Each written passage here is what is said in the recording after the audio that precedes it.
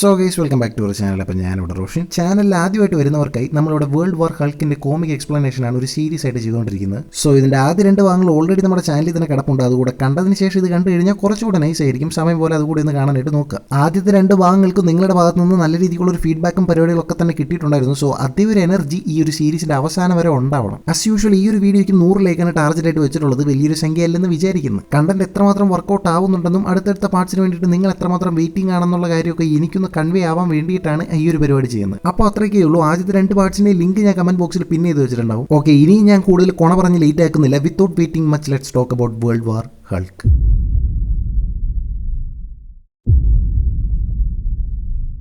ഭാവിയിൽ ഭൂമിക്കൊരു ഭീഷണി ആയേക്കാം എന്ന പേരിൽ ഭൂമിയിൽ നിന്ന് പുറത്താക്കപ്പെട്ട ഹൾക്ക് നേരെ എത്തിയത് സക്കാർ എന്ന ഗ്രഹത്തിലാണ്. അവിടെയും ഹൾക്ക് വെറുതെ ഇരുന്നില്ല. സക്കാറിന്റെ തന്നെ രാജാവായ റെഡ് കിങ്ങിനെ നേരെ കൈയുയർത്തിയെന്ന കുറ്റത്തിന്മേൽ ഹൾക്കിനെ അവിടുത്തെ നരകതുല്യമായ ഒരു സ്ഥലത്ത് കൊണ്ട് അടച്ചു പാർപ്പിക്കുവാണ്. എന്നാൽ പോലീസിന്റെ ലിസ്റ്റിൽ റൗഡി എന്ന് പേരുള്ളവൻ ജനമനസ്സുകളിൽ രാജാവായിരുന്നു എന്ന് പറയുന്ന കൂട്ട് നമ്മുടെ ഹൾക്കിന്റെ പേര് പതിയെ പതിയെ ജനങ്ങളുടെ ഇടയിലൊക്കെ അങ്ങ് പൊങ്ങി തുടങ്ങി. റെഡ് കിങ്ങിന്റെ ഭരണത്തിൽ നിന്നും സക്കാറിനെ രക്ഷിക്കാൻ വന്ന സക്കാറിന്റെ പുത്രനാണ് ഹൾക്ക് എന്ന രീതിയിൽ ഒരു കൂട്ടം ആളുകൾ വിശ്വസിക്കാനായിട്ട് തുടങ്ങി. ഇത് വലിയൊരു പ്രശ്നമായേക്കാം എന്നുള്ളൊരു കാരണത്തിൽ ഹൾക്കിനെ മുളയിലേങ്ങ് നുള്ളുവാൻ വേണ്ടിയിട്ട് ഹൾക്കിനെതിരെ ഗ്ലാഡിയേറ്റർ ഫൈറ്റിൽ സിൽവർ സർഫറിനെ തന്നെ ഇറക്കി വിടുവാനായിട്ട് നോക്കുകയാണ് റെഡ് കിങ്. അങ്ങനെ സിൽവർ സർഫറിനെ ഒരു വലിയ കേജിനകത്താക്കി അടച്ചു വെച്ചിരിക്കുകയാണ്. ആ വലിയൊരു കേജിനുള്ളിലിരുന്ന് സിൽവർ സർഫർ താൻ എങ്ങനെയാണ് ഈ ഒരു സക്കാറിൽ എത്തിപ്പെട്ടത്, ഒരു അടിമയായി മാറിയത് എന്നുള്ളതൊക്കെ ഓർത്തെടുക്കുവാണ്. സിൽവർ സർഫർ യാതൊരുവിധ പ്രശ്നങ്ങളുമില്ലാതെ എൻ്റെ ഗ്രാമത്തിൽ ഞാൻ സന്തോഷമായിട്ട് ജീവിച്ചു പോരുകയായിരുന്നു. എന്നാൽ ഒരു ദിവസം ആ സന്തോഷങ്ങൾക്കെല്ലാം അവസാനമിട്ടുകൊണ്ട് അവൻ വന്നു, ഗാലക്ടസ്. എൻ്റെ കൺമുമ്പിൽ വെച്ച് തന്നെ അവൻ എൻ്റെ നാടിനെ ചുട്ട് ചാമ്പലാക്കി. എന്നാൽ കൂടുതൽ പ്രശ്നങ്ങൾ ഉണ്ടാക്കുന്നതിന് മുമ്പ് ഞാൻ എന്നെ തന്നെ അവൻ്റെ അടിമയായി സമർപ്പിച്ചുകൊണ്ട് എൻ്റെ നാടിനെ രക്ഷിച്ചു. അതിനുശേഷം ഞാൻ അവൻ്റെ അടിമയായിരുന്നു. അവന് വിഴുങ്ങാൻ പാകത്തിനുള്ള ഗ്രഹങ്ങളെ കണ്ടുപിടിക്കുകയായിരുന്നു എൻ്റെ ജോലി. അങ്ങനെ ദിവസം ഒരു പോർട്ടൽ വഴി ഞാൻ സക്കാറിലെത്തി. എന്നാൽ ഇവിടെ എനിക്കെൻ്റെ പവേഴ്സൊന്നും കൃത്യമായിട്ട് യൂസ് ചെയ്യാനായിട്ട് സാധിച്ചിരുന്നില്ല. അങ്ങനെ ആകെ മൊത്തം നിലതെറ്റി ഇവിടെ നിൽക്കുന്ന സമയത്ത് പെട്ടെന്ന് റെഡ് കിങ്ങിൻ്റെ സോൾജേഴ്സിൻ്റെ അടുത്തേക്ക് വന്നു. അവർ ഒബീഡിയൻ ഡിസ്ക് കൊണ്ട് എന്നെ കീഴ്പ്പെടുത്തി. അങ്ങനെ ഇപ്പോൾ ഞാൻ വീണ്ടും അടിമയായി, സക്കാറിൻ്റെ റെഡ് കിങ്ങിൻ്റെ അടിമയായി. സിൽവർ സർഫറിൻ്റെ നെഞ്ചത്ത് തന്നെ അടിച്ചു കയറ്റിയിരിക്കുന്ന ഈ ഒരു ഒബീഡിയൻ ഡിസ്ക് കാരണം പുള്ളിയുടെ ആ ഒരു കോസ്മിക് പവർ ഒന്നും ഫുൾ പൊട്ടൻഷ്യൽ ഉപയോഗിക്കാനായിട്ട് സാധിക്കത്തില്ല. എന്തിലധികം പറയുന്നു, താൻ എങ്ങനെ ഇവിടെ എത്തി, തന്നെ ആരാണ് ഇപ്പോൾ കൺട്രോൾ ചെയ്യുന്നത്, താൻ എന്താണ് ഇവിടെ ചെയ്തുകൊണ്ടിരിക്കുന്നത് എന്നുള്ള കാര്യങ്ങൾ പോലും പല സമയത്തും സിൽവർ സർഫർ മറന്നുപോകും. അങ്ങനെ സിൽവർ സർഫറും ആ ഒരു കേജിനകത്ത് നിന്ന് അടുത്ത ദിവസത്തെ ആ ഒരു വലിയ ബാറ്റിലിന് വേണ്ടി തയ്യാറെടുത്തുകൊണ്ടിരിക്കുകയാണ്. അങ്ങനെ പിറ്റേ ദിവസമാകുന്നു. സക്കാറിലെങ്ങും വലിയ ശബ്ദത്തിൽ മണികൾ മുഴങ്ങുകയായിരുന്നു. ആളുകൾ കാത്തിരിക്കുന്ന വലിയ ഗ്ലാഡിയേറ്റർ ഫൈറ്റുകളുള്ള ദിവസങ്ങളിലാണ് ഇതുപോലെ വലിയ ശബ്ദത്തിൽ സക്കാറിലെങ്ങും മണികൾ മുഴങ്ങുന്നത്.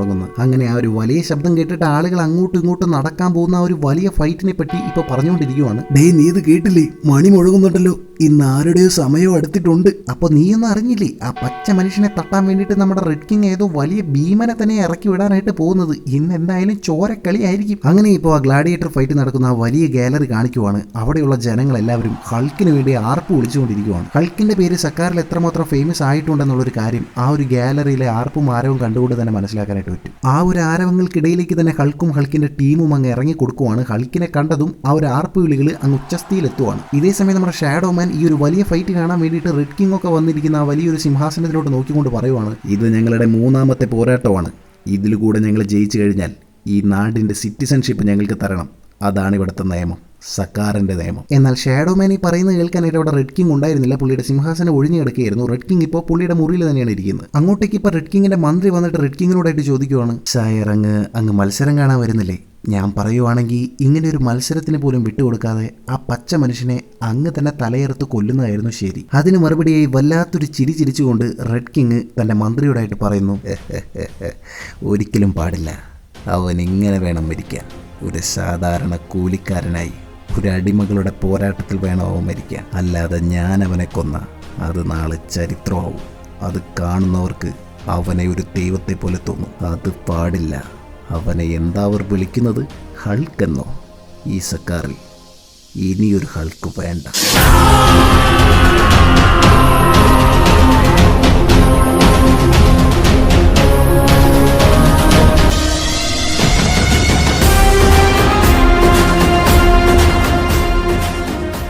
അങ്ങനെ ആ ഒരു വലിയ ഫൈറ്റിന് ആരംഭമാവുകയാണ്. തൻ്റെ എതിരാളിയായിട്ട് വരാൻ പോകുന്ന ആരാണെന്നുള്ള ആ ഒരു ജിജ്ഞാസയോടെ തന്നെ ഹൾക്കും ഹൾക്കിൻ്റെ ടീമും ഇങ്ങനെ നോക്കി നിൽക്കുവാണ്. അവരെങ്ങനെ ആകാംക്ഷയോടെ നോക്കി നിൽക്കെ തന്നെ അവരുടെ ഇടയിലേക്ക് സിൽവർ സർഫർ കടന്നു വരുന്നു. സിൽവർ സർഫറിനെ കണ്ടതും ഹൾക്കിൻ്റെ കിളി പോവുകയാണ്. സർഫർ, ഇത് നീ തന്നെയാണോ? നിന്നെയാണോ അവർ എനിക്കെതിരെ അയക്കുന്നത്? സോ ഹൾക്കിന് സിൽവർ സർഫറിനെ മുമ്പേ അറിയാം, ഇവർ സുഹൃത്തുക്കളുമാണ്. എന്നാൽ ആ ഒരു ഒബീഡിയൻ ഡിസ്കിന്റെ പ്രവർത്തനം മൂലം നേരാവണ്ണം ചിന്തിക്കാൻ പോലും കഴിയാത്ത സിൽവർ സർഫറിന് ഹൾക്കിനെ മനസ്സിലാവുന്നില്ല. അതുകൊണ്ട് തന്നെ ആശാൻ ഒട്ടും നേരം കളഞ്ഞില്ല, ഒറ്റ അടിക്ക് തന്നെ ഹൾക്കിനെ മണ്ണ് തിരിക്കുകയാണ്. അവിടെ കൊണ്ട് നിർത്തിയില്ല, ഹൾക്കിനെയും ഹൾക്കിന്റെ ടീമിനെയും അടിച്ചിരുത്തുവാണ് സിൽവർ സർഫർ. ആർക്കും ഒരു ചാൻസ് പോലും കൊടുക്കുന്നില്ല. എന്നാൽ ഈ ഒരു ഫൈറ്റിന്റെ ഇടയിൽ തന്നെ നമ്മുടെ ഹൾക്ക് കാര്യകാരണങ്ങളെല്ലാം സിൽവർ സർഫറിനെ പറഞ്ഞ് മനസ്സിലാക്കാനായിട്ട് ശ്രമിക്കുന്നുണ്ട്. പക്ഷെ ഒന്നും അങ്ങോട്ട് നടപടിയാവുന്നില്ല. നിനക്ക് എന്താണ് പറ്റിയത്? ഇത് ഞാനാണ് ഹൾക്ക്, നിനക്ക് മനസ്സിലാവുന്നില്ലേ? എന്നാൽ എന്തൊക്കെ പറഞ്ഞിട്ട് ഒരു കാര്യമില്ല. സർഫർ അമ്പിനും വില്ലിനും അടുക്കുന്നില്ല, അടി പൊളന്നുകൊണ്ടിരിക്കുകയാണ്. എൻ്റെ ഒരു ഘട്ടത്തിൽ ഹൾക്കിനും പറഞ്ഞു മടുത്ത് ഹൾക്കും നല്ല ഊക്കിന് തിരിച്ചടിക്കാനായിട്ട് തുടങ്ങി. എന്നാൽ ഹൾക്കിന്റെ ഓരോ പഞ്ചും സിൽവർ സർഫർ തന്റെ കയ്യിലുള്ള ആ ഒരു സർഫ് ബോർഡ് വെച്ചൊരു ഷീൽഡ് പോലെ ഇങ്ങനെ തടുത്തുകൊണ്ടിരിക്കുകയാണ്. അങ്ങനെ ആ ഒരു ഫൈറ്റ് എങ്ങും എത്താതെ ഇങ്ങനെ തുടർന്ന് പൊക്കൊണ്ടേയിരിക്കുകയാണ്. ഇങ്ങനെ പോയി കഴിഞ്ഞാൽ ഒന്നും നടക്കത്തില്ലെന്ന് മനസ്സിലാക്കിയ കോർഗും ബ്രൂഡും കൂടി ഹൾക്കിന്റെ അടുത്തോട്ട് ചെന്നിട്ട് പറയുവാണ്, ഹൾക്ക് പറയുന്നത് കേൾക്ക്, ഇവന്റെ അടുത്ത് നിന്റെ ചന്നാപിന്ന ഇടിയൊന്നും നടക്കില്ല. കൃത്യമായിട്ടുള്ള ഒരു പ്ലാൻ ഉണ്ടെങ്കിൽ മാത്രമേ ഇവനെ അടിച്ചിരുത്താൻ പറ്റത്തുള്ളൂ. അതിന് ഹൾക്കും ഒരു പ്ലാൻ ഉണ്ടാക്കിയിട്ട് കോർഗിനോടായിട്ട് പറയുന്നു, എനിക്കറിയാം അവൻ്റെ ആ ഷീൽഡ്, അത് വെച്ചാണ് അവൻ കളിക്കുന്നത്.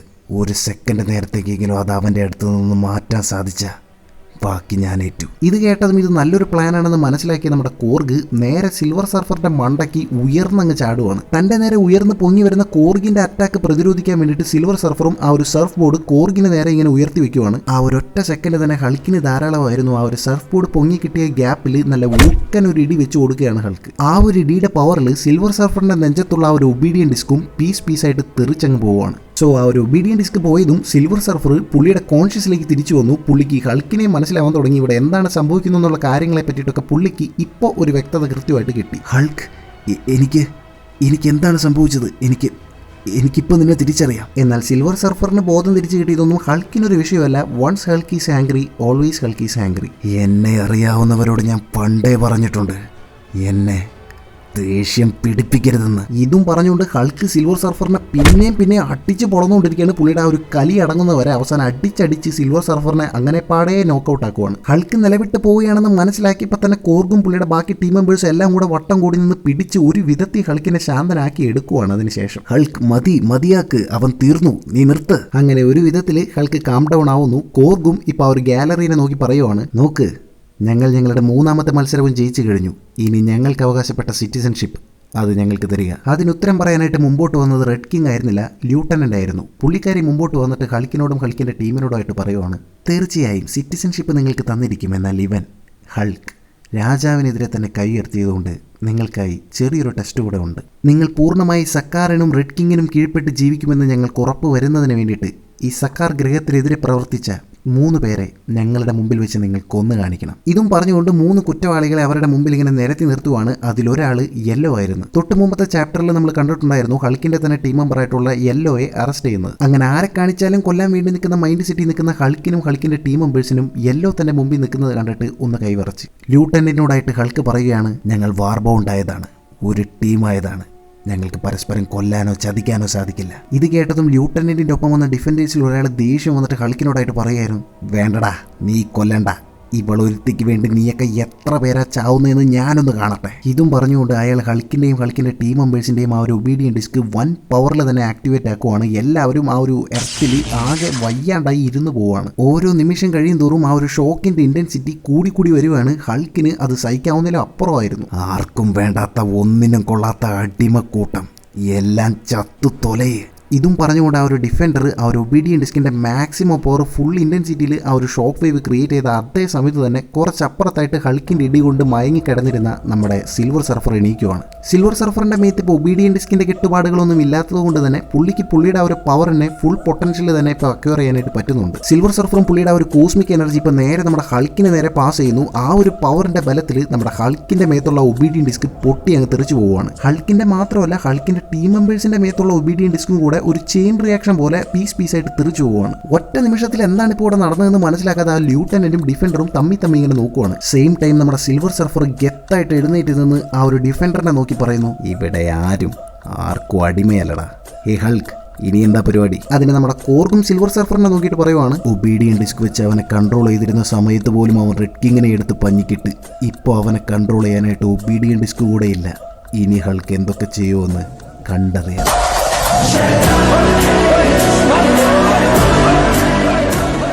പിന്നെ അവിടെ നടന്നത് അടി ഇടി ബഹളമായിരുന്നു. ലൂട്ടനന്റിന്റെ കൂടെ ഹൾക്കിനെ പിടിക്കാനായിട്ട് അവിടെ എത്തിയ എല്ലാ അണത്തിനെയും അടിച്ച് അണ്ണൻ ഏറി കയറ്റി. അടിമകളായ ആളുകളെ തമ്മി തല്ലിച്ചുകൊണ്ട് എന്റർടൈൻമെന്റ് കണ്ടെത്തുന്ന ആ ഒരു വലിയ ഗാലറി തന്നെ അടിച്ച് പൊളിച്ചുകൊണ്ട് ഹൾക്കും ഹൾക്കിന്റെ ടീമും അവിടെ നിന്ന് കാട്ടിലേക്ക് ഓടി രക്ഷപ്പെടുകയാണ്. ഇതും കൂടെ ആയപ്പോഴത്തേക്കും അവിടെയുള്ള ജനങ്ങൾക്കെല്ലാം ഇത് മതി, ഹൾക്ക് മതി എന്നുള്ളൊരവസ്ഥയിലേക്കായി. അടിമകളെ രക്ഷിക്കുന്ന റെഡ് കിങ്ങിന്റെ ഭരണത്തിൽ നിന്ന് നമ്മളെ മോചിപ്പിക്കാൻ പോകുന്ന സക്കാറിന്റെ സംരക്ഷകൻ ഹൾക്ക് തന്നെയാണെന്ന് അവരെല്ലാം അതോടുകൂടി ഉറച്ചങ്ങ് വിശ്വസിച്ചു തുടങ്ങി. അതും പോരാഞ്ഞ് ആ ഒരു ഫൈറ്റിനിടയ്ക്ക് ഹൾക്കിന്റെ ചോര വീണ സ്ഥലത്തെല്ലാം ഒരു പച്ച നിറത്തിലുള്ള ഒരു ചെടി പോലെ എന്തോ ഒരു സാധനം മുളയ്ക്കുവാനായിട്ട് തുടങ്ങി. ഇതും കൂടെ ആയപ്പോഴത്തേക്കും എല്ലാവരും അങ്ങ് ഉറപ്പിച്ച് സക്കാറിന്റെ രക്ഷകൻ അത് ഹൾക്ക് തന്നെയാണെന്ന്. ഇതേസമയം ഹാലിളകി ഹൾക്കിനെ തെരഞ്ഞു നടക്കുന്ന റെഡ് കിങ്ങിന്റെ ആർമിയിൽ നിന്ന് രക്ഷപ്പെട്ട് കാട് കയറിയ ഹൾക്കും ടീമും ഇപ്പോൾ ഒരു സേഫായ സ്ഥലത്ത് ഇപ്പോൾ എത്തിപ്പെട്ട് നിൽക്കുവാണ്. സിൽവർ സർഫർ ഇപ്പോൾ ആ ഒരു ഗ്രഹം വിട്ട് പോകാനായിട്ട് പോവുകയാണ്. ഹൾക്കിന്റെ അടുത്ത് യാത്ര പറയുവാണ്. സുഹൃത്തെ, എന്നോട് ക്ഷമിക്കണം, ആ ഒരു ഒബീഡിയൻ ഡിസ്ക് കാരണം എനിക്ക് ചില അബദ്ധങ്ങളൊക്കെ പറ്റി. അതിന് ഹൾക്കും അതൊരു വിഷയമേ അല്ലെന്നുള്ള രീതിക്ക് തലയാട്ടി. സോ ഒരു സംശയത്തോടെ തന്നെ ഹൾക്കിന്റെ അടുത്ത് ഇപ്പോൾ സിൽവർ സർഫർ ചോദിക്കുവാണ്, അല്ല നിനക്കിനി ഇവിടെ എന്താ ചെയ്യാനുള്ളത്? നീ എൻ്റെ കൂടെ വാ, നിന്നെ ഞാൻ നിന്റെ നാട്ടിലെത്തിക്കാം. അതിന് ഹൾക്കും സിൽവർ സർഫറിനോടായിട്ട് പറയുന്നു, വേണ്ട, ഞാൻ ഇവിടെയായിരിക്കുന്നതാ നല്ലത്, നമുക്ക് വീണ്ടും കാണാം. ഹൾക്ക് എന്തോ മനസ്സിൽ കണ്ടിട്ടുണ്ടെന്ന് മനസ്സിലാക്കിയ സിൽവർ സർഫർ പിന്നെ നിർബന്ധിക്കാനൊന്നും നിന്നില്ല. ഹൾക്കിന് കൈ കൊടുത്ത് സിൽവർ സർഫർ പിരിയുവാണ്. പുള്ളിയുടെ ഗ്രഹത്തിലേക്ക് യാത്രയാവുകയാണ്. ഇതൊക്കെ കണ്ടുകൊണ്ട് കുറച്ച് മാറി നിന്നിരുന്ന നമ്മുടെ ബ്രൂഡും കോർഗൊക്കെ ഇപ്പോൾ ഹൾക്കിന്റെ അടുത്തോട്ട് വന്നിട്ട് ഹൾക്കിനോടായിട്ട് ചോദിക്കുന്നു, അല്ല ഞങ്ങൾ വിചാരിച്ചു നീ നിന്റെ നാട്ടിലേക്ക്, നിന്റെ ആളുകളുടെ അടുത്തേക്ക് അവൻ്റെ കൂടെ തിരിച്ചു പോകുമെന്ന് വിചാരിച്ചു. എൻ്റെ നാടോ എൻ്റെ ആളുകളോ എന്നെ പുറത്താക്കിയവരാണവർ. അവിടെ എനിക്ക് നാടുമില്ല ആളുമില്ല. അറിയിക്കേണ്ടവരെയൊക്കെ അറിയിച്ചേക്ക്. റെഡ് കിങ് അവൻ്റെ കണക്ക് തീർക്കാൻ ഹൾക്കി സക്കാറി തന്നെ കാണുമെന്ന്.